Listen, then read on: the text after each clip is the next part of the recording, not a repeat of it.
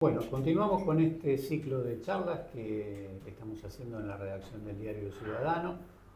Hoy nos toca la presencia del diputado de la Nación, Germán Martínez, jefe del bloque peronista, que además, esta vez, se mete en la política provincial o vuelve por un tiempito a la política provincial y va a liderar la lista de convencionales reformadores o constituyentes del peronismo. ¿Cómo estás, Germán? Buen día. Bien, ¿cómo te va? Gracias por la invitación. Hay una agenda que no podemos dejar de tocar y nos gustaría No hay problema. mínimamente algunas palabras tuyas. Primero, en relación al inicio de sesiones y lo que pasó, la decisión de ustedes de no participar del inicio de las sesiones, el encontronazo que tuvo el presidente con Facundo Manes. Me gustaría también que diga qué avance hay en la legislatura en relación al tema de la criptomoneda y las denuncias que hay sobre el presidente de la Nación. Y una impresión general sobre el desarrollo del gobierno nacional, que aparentemente, bueno, enfrenta un proceso eleccionario con particularidades del esquema económico que empiezan a resquebrajarse o a no parecer tan sólidas, entre comillas, como parecían hace un tiempo atrás. Primero decirte que no vivo como contradicción mi rol de diputado nacional o de presidente de bloque, ni siquiera esta responsabilidad que me asignó Cristina de acompañarla en la vicepresidencia del Partido Justicialista. Para mí no es contradictorio con mi tarea militante acá, ¿no? Soy de hace muchos años ya secretario general del PJ de Rosario, integro los organismos propios del Partido Justicialista, este es mi lugar, lo otro en un momento está, como también puede no estar, ¿no? Lo que creo que trasciende en eso es cierta tarea militante en el territorio, a veces con más o con menos protagonismo de acuerdo al momento, o con más o menos responsabilidad, ¿no? Me parece que hay tres elementos que a mi criterio caracterizan el gobierno de Javier Milei, que lo venimos diciendo hace mucho tiempo y que están muy sobre la mesa ahora, ¿no? En primer lugar, este es un gobierno, el gobierno Milei, que tiene una política económica claramente en contra de la producción, del trabajo, de la industria y de los derechos de los argentinos y las argentinas. Nosotros lo venimos diciendo el día 1, desde el momento en que se decide una devaluación abrupta del tipo de cambio, con los perjuicios que eso tuvo en todos los precios relativos, pero principalmente en el ingreso de los argentinos y las argentinas, no en el bolsillo.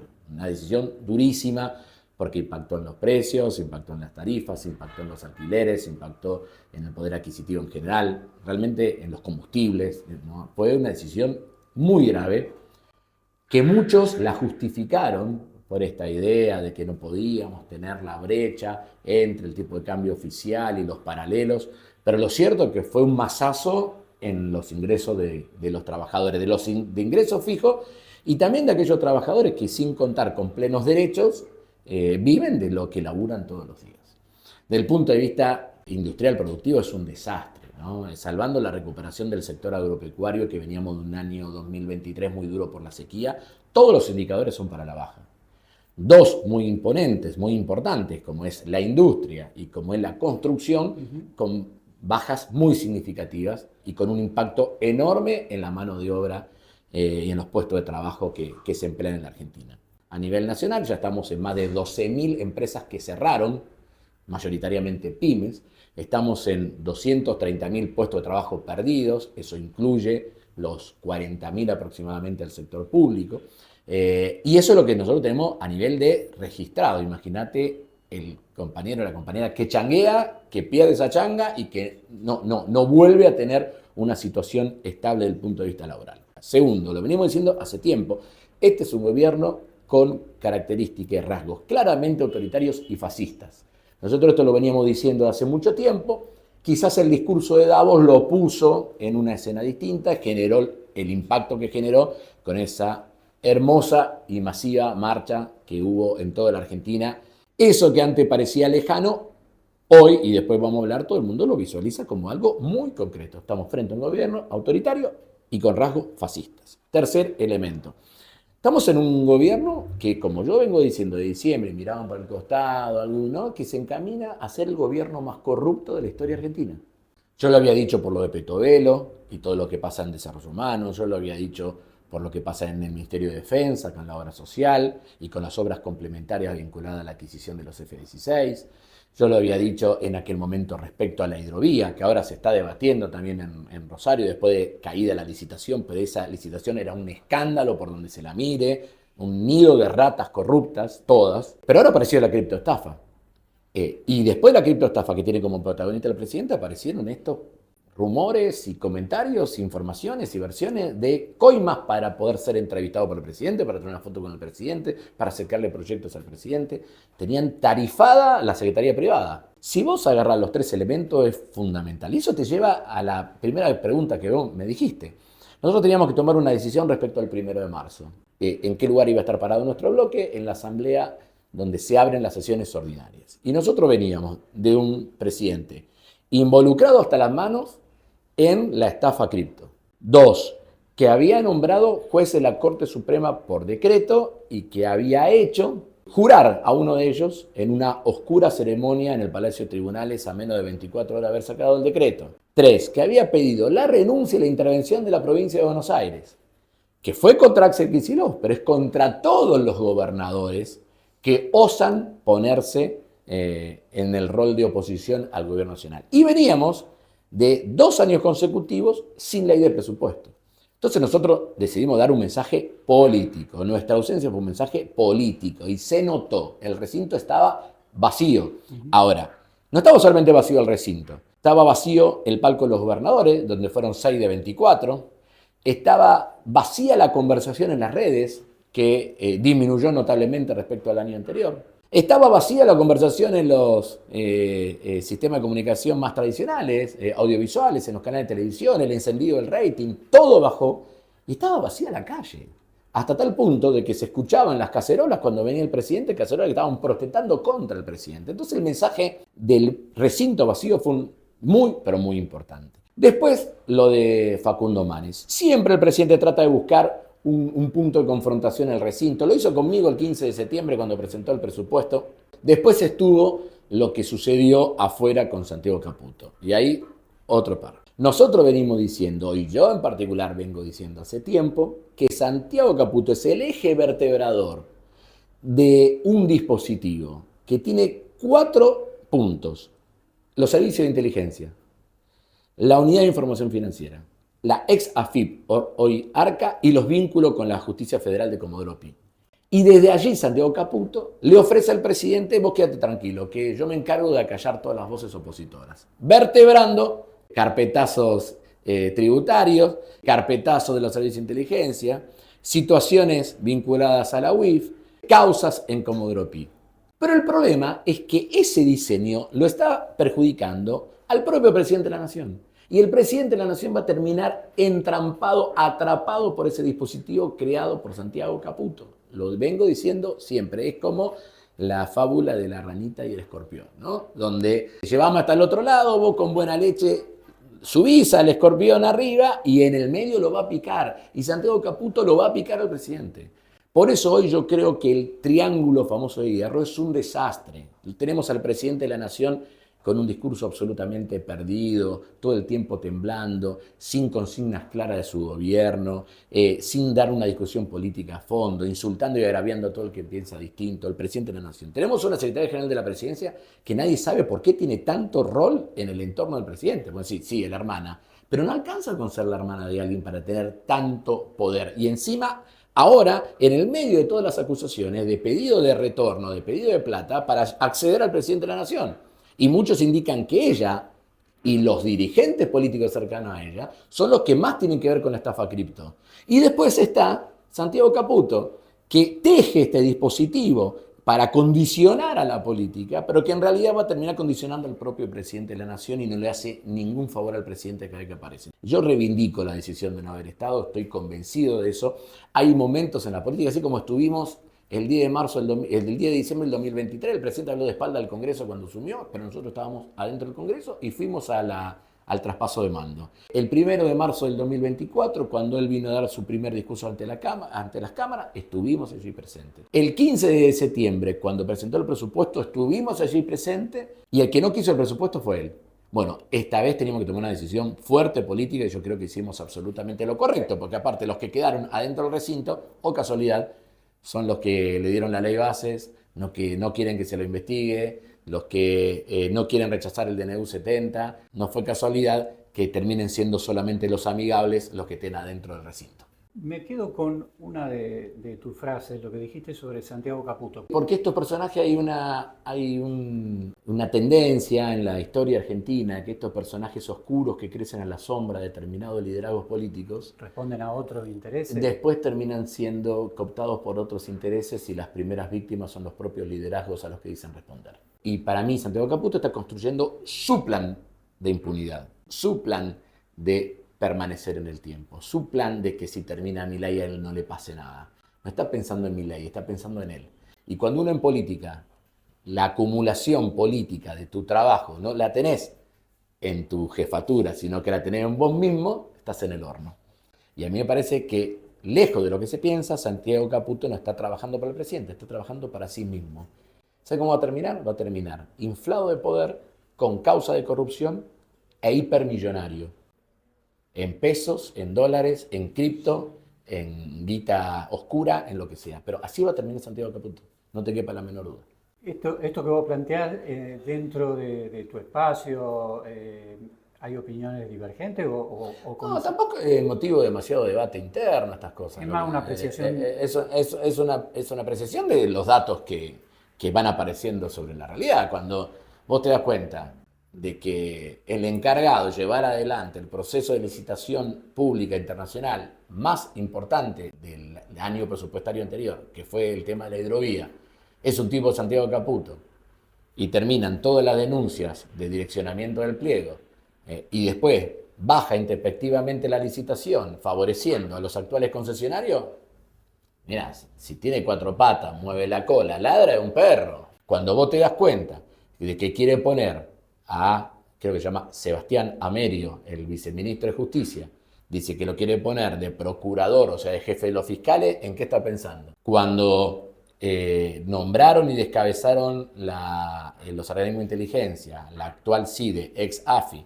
y termina nombrando a Dio Kravets de Santiago Caputo, ¿en qué estamos pensando? Cuando nombran a este titular de la FIP, hoy ARCA, con cuentas no declaradas y departamentos en el exterior no declarados. ¿Quién está detrás de todo eso? Entonces, cuando detrás de toda la mugre, de toda la pus, hay una sola persona, bueno, algo está pasando. En el único tema que aparentemente tiene poco que ver y que involucra directamente a la mano del presidente es en la criptoestafa. Quiero detenerme en el proceso que derivó en la conformación de las listas y en la presentación de las listas. Y ese debate que fue hacia adentro del peronismo, donde se intentó alcanzar una unidad y finalmente no fue posible. ¿Cómo fue la historia? Tuvo etapas, ¿no? En todas las etapas puedes hablar con cualquier compañero o compañera del peronismo y te va a decir que, al menos nuestro espacio político de La Corriente, y yo en particular, en todas las etapas jugué para la unidad del Partido Justicialista. En todas. Y te las voy enunciando. Primera etapa, cuando se decía que los diputados que respondían a Omar Perotti le iban a dar la ley de necesidad de la reforma. Ahí nosotros hicimos lo imposible desde el Partido Justicialista Provincial y con ideas en las cuales me tocó aportar ideas al respecto para que eso no sucediese. Primero por una cuestión de análisis político, que estábamos trabajando en extraordinaria, sin debate, de espalda a la sociedad, cuando la sociedad estaba mirando más Navidad y Año Nuevo que otra cosa, sin convocar a la sociedad civil, era, a mi criterio, un grave error apuntalar un proceso de reforma que tenía al gobernador de la provincia, Maximiliano Puyaro, buscando nada más y nada menos que el objetivo no de la reelección, de su reelección. No había que ser funcionales a eso. Hubo dirigentes políticos de la provincia de Santa Fe que decidieron darle la reforma constitucional a Puyaro, con un elemento agravante, que lo hicieron sin primarias y con poco tiempo. Entonces le dejaron el plato servido a Puyaro para que Puyaro haga lo que quiera. A mi criterio, gravísimo error de esos compañeros y compañeras que responden a un sector, el del sector del ex gobernador Omar Perotti. Segundo elemento, nosotros buscamos que el Congreso provincial del Partido Justicialista sea el eje ordenador de la estrategia electoral. Había algunos compañeros y compañeras que ya en ese momento empezaban a decir, che, me conviene ir por afuera, me conviene ir aliado a otro, no quiero estar en el Partido Justicialista. Y muchos estuvieron cerca de una actitud casi de sabotaje del Congreso del Partido Justicialista, que tomó las decisiones que tenía que tomar, que íbamos a tener lista, que íbamos a participar y que iba a ser el ámbito ejecutivo del partido el que iba a llevar adelante las negociaciones para tener, primero conformar el frente electoral y después conformar las listas. Nosotros hicimos lo imposible para que ese Congreso tenga a todos los sectores adentro. Ahora, cuando vos no querés estar adentro y ponés condiciones imposibles de cumplir para estar adentro, es porque querés estar afuera. Segunda coyuntura. Tercera. Nosotros, antes de terminar en la negociación que terminó llevando a Juan Monteverde como cabeza de nuestra lista provincial, hicimos lo imposible para que el senador Marcelo Lewandowski encabece la nómina del Partido Justicialista. Algunos lo hicieron por pleno convencimiento, porque creen en su referencia, en su liderazgo. Otros por un dato muy objetivo, era el peronista que había sacado más votos en la elección anterior. Te aseguro que la propuesta fue muy generosa. Más generosa de lo que yo había escuchado en mi vida en una negociación política, ¿no? Sin embargo, dijo que no. Y me parece que es un error. Lo digo con mucho respeto. Es un error.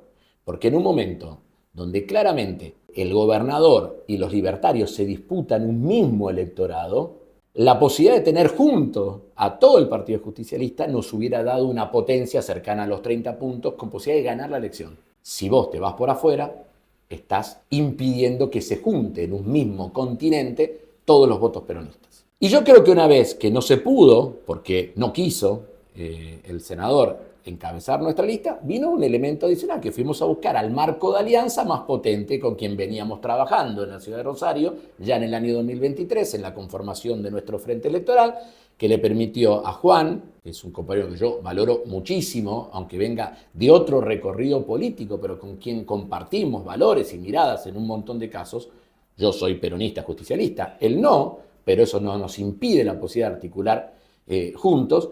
Veníamos con ese recorrido y dijimos, bueno, reforcemos eso, miremos el 2027 y vayamos dando paso para la provincialización de un marco de alianza que contenga a Ciudad Futura, al Partido Justicialista, al Frente Renovador, al Partido Solidario, al Frente Grande, a otras expresiones partidarias que conforman Hoy Más para Santa Fe. Este fue el objetivo. Y yo creo que lo logramos. Es una muy buena lista la que encabeza Juan Monteverde. Porque él acompaña a Alejandra Rodenas con todo su trabajo y su experiencia alrededor de los temas vinculados a los aspectos constitucionales y a los aspectos del derecho. Porque lo acompaña Diego Giuliano, que además de ser alguien con mucha trayectoria también en el campo del derecho y el derecho constitucional, viene con experiencia de gestión muy importante, tanto a nivel nacional como diputado nacional, porque también está Pablo Corsalini, que es un dirigente muy importante del sur de la provincia de Santa Fe, intendente de la ciudad de Pérez, con un trabajo territorial fenomenal desde la gestión, pero con una gran capacidad de articulación con otros espacios políticos, porque está Lucila de Ponti, del Movimiento Evita, que ya venía trabajando con Juan Monteverde en Rosario Sin Miedo y se suma a esta construcción de unidad mucho más amplia. Yo creo que es una muy buena lista que a mí, desde el departamento de Rosario, me llena de orgullo y de responsabilidad representar. Después, si quiere, hablamos por qué creí necesario ser candidato, ¿no? Pero yo creo que independientemente de mis elementos, es una lista a reivindicar y a militar. Es una lista que contiene unidad y contiene futuro. El presente nos reclama una fuerte unidad y el futuro nos reclama una fuerte renovación. Bueno, estos dos elementos creo que están presentes en la propuesta de Juan Monteverde. Te quiero preguntar por otro referente del peronismo que tampoco forma parte de la propuesta oficial y que va a llevar su lista aparte, que es Roberto Zuckerman, que ha estado compartiendo incluso el espacio político en el que vos estás. Yo trato de hacer siempre consideraciones políticas. Con Roberto tengo un problema adicional, que le tengo un gran cariño personal. Compartíamos la habitación del hotel años, cuando íbamos a Buenos Aires juntos. Desde el 2005, del primer equipo de Agustín Rossi como diputado nacional, que nosotros estábamos juntos. Mi valoración es que tomó la decisión equivocada. Si él tenía una mirada para aportar de lo constitucional, que creo que tiene aportes para hacer, lo debería haber hecho y debería haber buscado la manera de estar dentro de la lista del Partido Justicialista. Yo tengo un problema con estas cosas. Creo en las construcciones colectivas, no creo en los llaneros solitarios, no creo en los liderazgos individuales. Creo que cada uno hace un aporte, pero ese aporte lo hace siempre al conjunto. A veces ese conjunto me puede motivar y gustar más, a veces me puede motivar un poquito menos, pero es el conjunto en el cual yo siento que mis valores y mis principios están contenidos en ese conjunto. Y no porque sea autoridad del Partido Justicialista de Rosario. Yo creo en el Partido Justicialista. Yo creo que tiene algo para aportar, no solamente en el municipio, en la provincia y en la nación. Yo creo que los valores del justicialismo son imprescindibles de que impregnen el debate constitucional en la provincia de Santa Fe. Yo creo que el peronismo tiene que pararse muy fuerte para que esa constitución hable de la justicia social, hable de la soberanía política, hable de la independencia económica. Entonces, si yo creo en todo eso, tengo que apostar a que el conjunto sea mucho más importante que cualquiera de las partes. Porque cuando la parte más importante que el conjunto, estoy haciendo todo lo contrario a lo que dice el general Perón. Y después reivindican al general Perón. Entonces, si reivindican al general Perón, no pongas la parte por encima del todo. Y si no te gusta el general Perón, hacerle caso al Papa, que dice exactamente lo mismo, que siempre el todo es más que las partes. No lo inventó ni Perón ni el Papa, lo inventó en algún momento Aristóteles.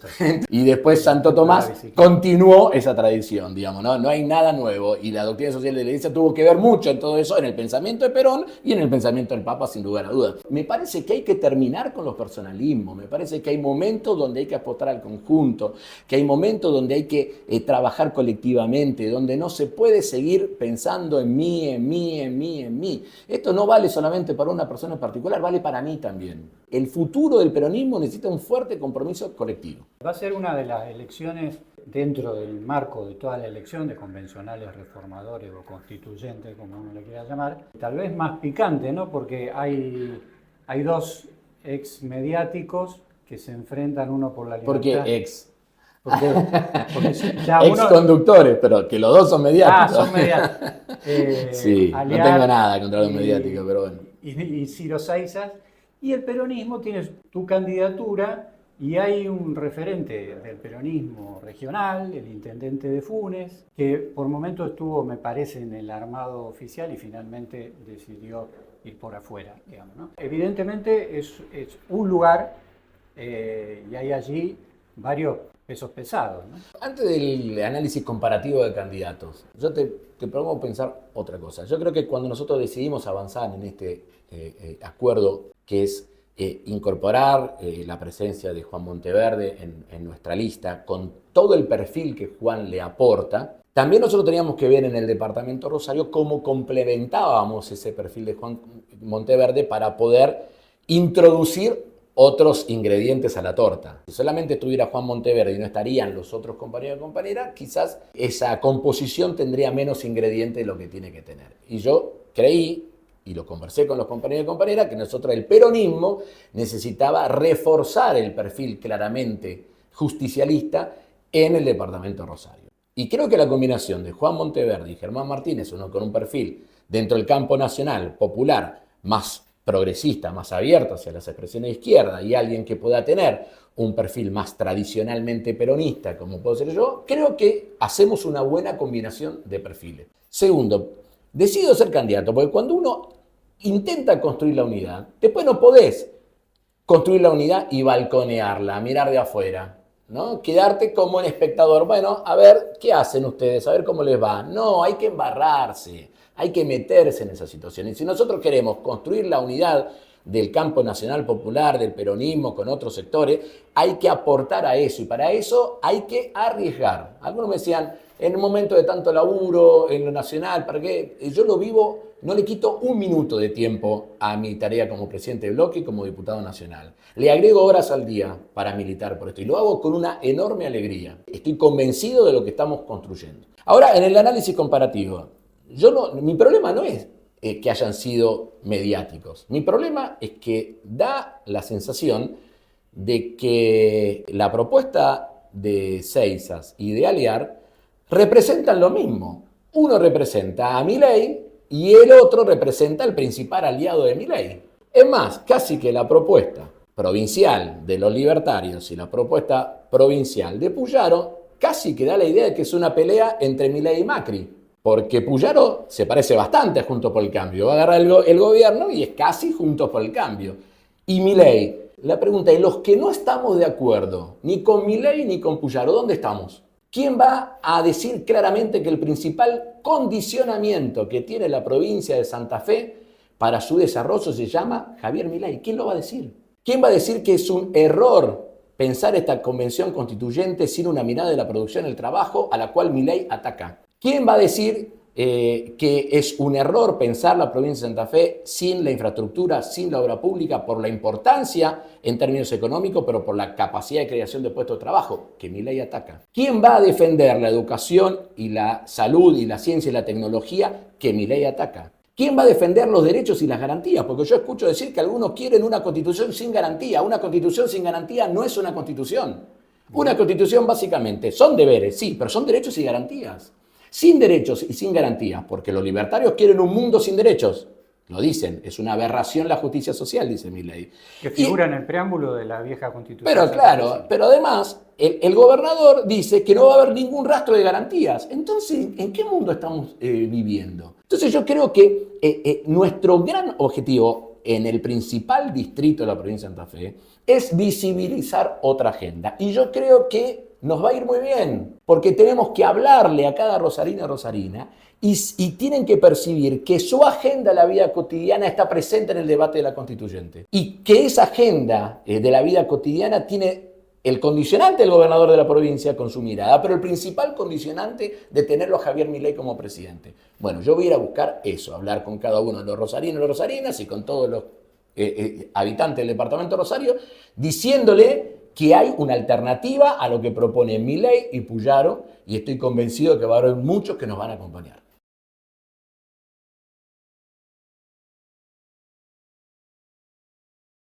Puede pasar que un debate de fondo, como la reforma de la Constitución, termine muy atravesada por la coyuntura y termine el voto yéndose por la coyuntura a sectores que, como vos decías recién, proponen achicar el Estado, que la justicia social es una aberración, Uno puede pensar que puede obrar en el sentido inverso también, ¿no? Cuando se empiezan a ver las consecuencias de la desindustrialización, de la destrucción de la construcción, de la obra pública, que sea canalizar una mirada crítica. Una mirada crítica, bueno. Y como vos decías, se relacione con el debate de fondo que implica toda reforma constitucional. Bueno, pero yo te agrego esto, y te voy a poner un ejemplo porque cuando lanzó los créditos Nido en la ciudad de Rosario, junto con el Banco Municipal, yo me quedé charlando con el gobernador y con varios dirigentes más. Y le dije, ¿vos estás seguro de lo que estás haciendo, impulsando la reforma de la Constitución? Porque puede llegar a ser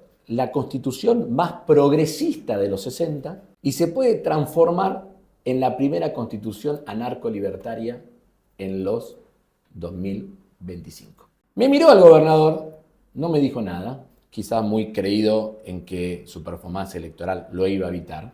Cuando vi la ley de necesidad de la reforma, me dio la razón, porque ya tiene esa pátina. ¿Cómo el gobernador va a permitir que una cuestión como el déficit cero esté en la Constitución? Te toca la pandemia de nuevo, o una situación parecida. ¿Qué vamos a hacer? ¿Vamos a reformar la Constitución? ¿Cómo la Constitución provincial quiere meter la ley de ficha limpia que aprobaron a nivel nacional para que en la provincia de Santa Fe se persiga políticamente y se excluya o proscriba política electoralmente como están tratando de hacer? Porque yo a Cristina Fernández de Kirchner, a Cristina yo la defiendo en Buenos Aires y la defiendo acá. No es que cuando paso el arroyo del medio se me va mi kirchnerismo, ¿no? Yo lo digo siempre, yo soy peronista, kirchnerista, y a Cristina la defiendo siempre, y la defiendo cuando se hacen debates en la Cámara de Diputados, y la defiendo en el territorio, hablando en cada una de las circunstancias. Entonces a mí me parece que tiene un grave riesgo lo que está haciendo. Por eso yo era de la idea que no era el momento para una reforma constitucional.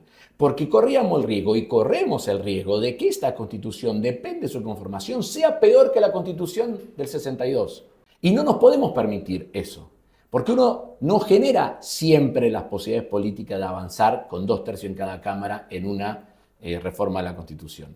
Acá se dio esa posibilidad. Laburemos para que la Constitución sea mejor que la del 62, no peor que la del 62. La del 62 incluía aspectos vinculados a la vida del campo, del sector rural, con una mirada de futuro. Incluía aspectos de código penal y de una mirada respecto a las garantías y a las libertades individuales con una mirada de futuro, en un momento donde la Argentina se debatía entre democracia y dictadura, con golpe de estados permanentemente. Hablaba del derecho al trabajo, hablaba de la economía social, básicamente no lo decía en esos términos, hablaba así de las cooperativas y de las mutuales. Bueno, tenía y tiene una mirada de futuro. Lo que va a salir de la próxima convención constituyente va a ser mejor o peor, y depende cómo vayan las elecciones. Y las elecciones va a estar teñida de muchos de estos elementos. Por eso yo digo, los que quieren una constitución en 2025, 2026, que sea mejor a la de 1962, tienen que votar más para Santa Fe.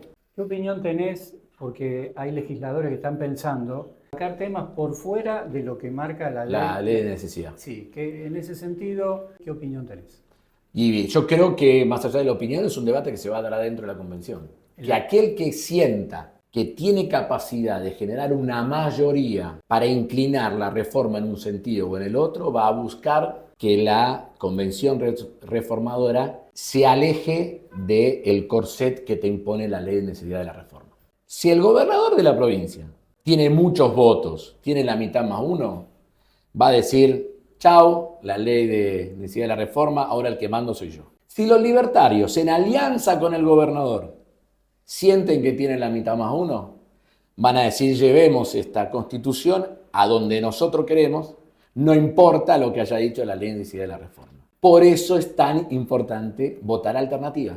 Por eso es tan importante votar a Más para Santa Fe, a la lista del Partido Justicialista y de sus partidos aliados. Porque somos los únicos que podemos garantizar que Puyaro y que Milei no hagan lo que quieran con la Constitución de la provincia de Santa Fe. Y lo digo con preocupación todo esto, porque el gobernador de a rato insinúa cierta proyección nacional. Esa proyección nacional, ¿qué tan distinta o qué tan parecida es a la mirada de Javier Milei? Porque yo los veo en el Congreso, votan siempre juntos. Siempre juntos. El 1 de marzo, el gobernador fue a escucharlo al presidente a la apertura de sesiones ordinarias. Dijo, vengo con expectativa, punto 1, sería bueno que incorpore más obra pública, 2, y dijo, bueno, venimos trabajando muy bien con Bullrich en la cuestión de la seguridad en Santa Fe. El presidente de la Nación fue lapidario con la obra pública. Dijo que era una chantada, que era robarle a la gente, que no generaba empleo, que era todo mentira. Y en segundo lugar, cuando habla de la inseguridad en Santa Fe, reivindica lo de Bullrich y ni siquiera nombra al gobernador Puyaro. Yo cuando lo veía en esa situación a Puyaro, me hacía acordar la entrevista de Zelensky con Trump. Lo estaba agrediendo sin nombrarlo y él sentadito convalidando. Se necesita otro perfil de la dirigencia política en la provincia de Santa Fe. Parecía una dirigencia, la que hoy gobierna la provincia de Santa Fe, sin fibra, diría Pasarela. ¿Te acuerdas el sinónimo de fibra que era, no? Sí, sí. Bueno, entonces, sin fibra, que no pone lo que hay que poner, que no le preocupa, que le preocupa hacer una operación en los medios, va el ministro de Obra Pública, uy, ¿cuántas veces ya me dijeron que no con la ruta? Señores, hay que pedir lo que hay que pedir. Y la forma de hacerlo no es pidiendo permiso, es imponiendo mayorías. Y para eso está la Cámara de Diputados. Y nunca lo sentía el gobernador, excepto por temas muy puntuales, retenciones, biocombustible y alguna cosita más, nunca lo vi defendiendo otros intereses. Nunca lo vi en Buenos Aires defendiendo la industria. Nunca lo vi en Buenos Aires defendiendo la ciencia y la tecnología. Nunca lo vi en Buenos Aires defendiendo el Fondo de Incentivo Docente. Nunca lo vi en Buenos Aires defendiendo los fondos para los programas de salud y de educación. Nunca lo vi en Buenos Aires defendiendo la caja de jubilaciones de la provincia, a la cual Milei no le manda guita por no haber sido transferida a la nación. Entonces, vamos a poner las cosas sobre la mesa. ¿Qué tipo de liderazgo y qué tipo de personalidad necesita esta etapa en la provincia de Santa Fe cuando tenemos un presidente de la nación que avasalla permanentemente a nuestra provincia?